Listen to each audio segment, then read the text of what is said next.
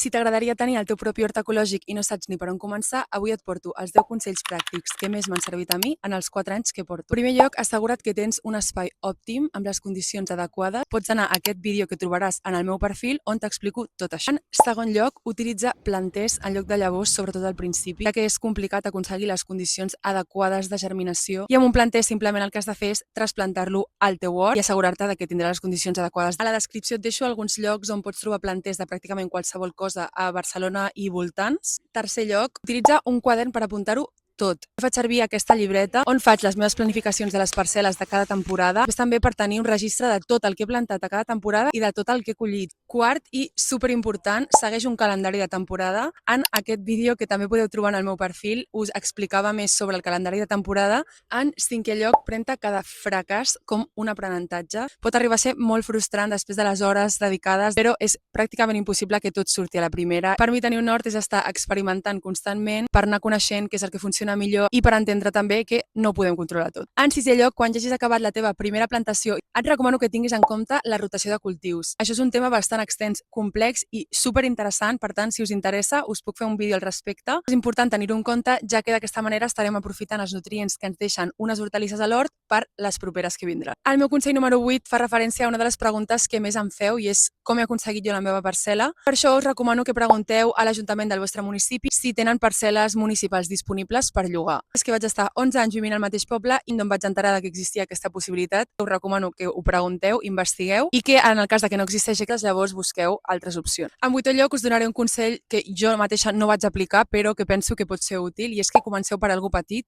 per exemple amb una jardinera alçada a casa o al balcó o amb una parcel·la petita. En nou lloc us recomano que mai seguiu unes pautes regulars de reg. Aquest hivern, per exemple, ha sigut un hivern molt plujós, a mi pràcticament no m'ha calgut regar. És una que malauradament mai podrem controlar i som nosaltres els que ens hem d'adaptar al clima. I el meu últim consell és que utilitzeu flors al vostre hort per atraure insectes tant a l'estiu com a l'hivern. Espero que us hagi agradat aquest vídeo, que us hagin semblat útils els meus consells. Si teniu qualsevol dubte, feu-m'ho saber als comentaris. Fins la propera!